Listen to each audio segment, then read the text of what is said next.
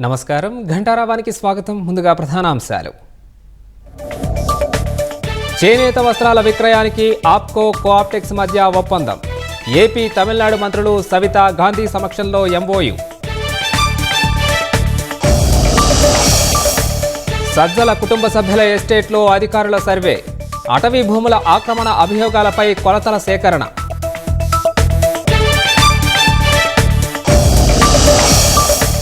ప్రయాగ్రాజ్కు వెళ్తూ తిరిగి వస్తూ వేర్వేరు ప్రమాదాలు.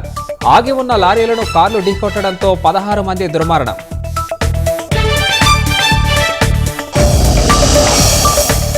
ఉత్తరప్రదేశ్లో ఇంజన్ లేని సర్కారు ఉందన్న రాహుల్.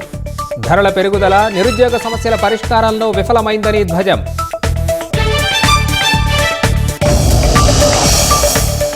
సరిహద్దు ఉద్రిక్తతలతో భారత్ పాకిస్తాన్ మధ్య సమావేశం. ఎల్ఓసి వద్ద ప్రశాంత వాతావరణం ఉండాలని అంగీకారం.